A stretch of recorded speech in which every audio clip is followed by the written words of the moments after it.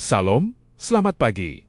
Hari ini, Sabtu 6 Desember 2025, bacaan Alkitab terdapat pada yang pertama, Filipi 1, ayat 3-11. Dan yang kedua, Zakaria 4 ayat 1-14. Ayat Nats terdapat pada yang pertama, Mazmur pasal 118 ayat 25 berbunyi, "Ya Tuhan, berilah kiranya keselamatan. Ya Tuhan, berilah kiranya kemujuran." Dan yang kedua, Kisah Para Rasul pasal 13 ayat 2-3 berbunyi, "Berkatalah Roh Kudus, khususkanlah Barnabas dan Saulus bagiku untuk tugas yang telah kutentukan bagi mereka."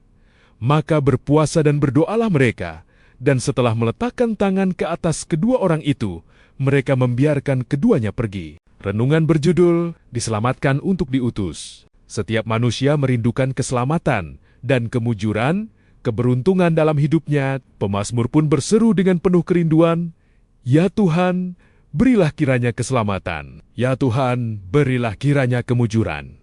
Mazmur 118:2. Doa ini lahir dari hati yang menyadari bahwa manusia tidak mampu menyelamatkan dirinya sendiri dan tidak ada keberhasilan sejati tanpa pertolongan Tuhan. Seruan ini menjadi cerminan hati orang percaya yang menantikan hadirnya pertolongan Tuhan di tengah pergumulan hidup sehari-hari. Keselamatan sejati datang hanya dari Tuhan.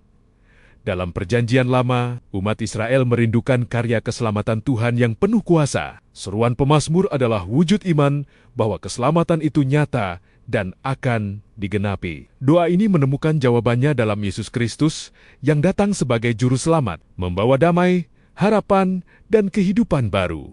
Sementara itu, dalam Kisah Para Rasul 13:2 Minastri, kita melihat kelanjutan karya keselamatan itu. Roh Kudus berbicara kepada jemaat di Antiokhia, "Khususkanlah Barnabas dan Saulus bagiku untuk tugas yang telah kutentukan bagi mereka."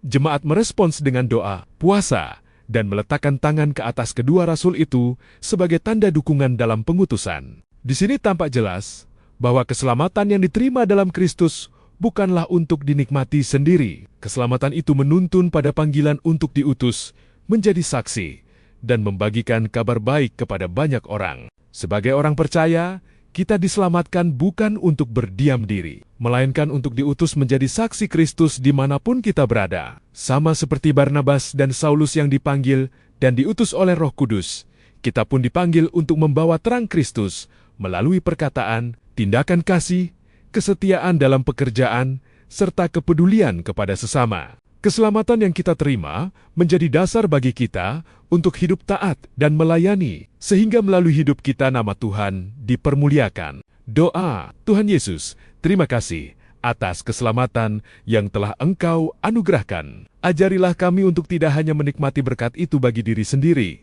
tetapi juga hidup sebagai utusan-Mu. Amin. Ditulis oleh Pendeta Komang Agus Juliawan. Salam bumi, bersukacita dalam damai sejahtera. Terima kasih.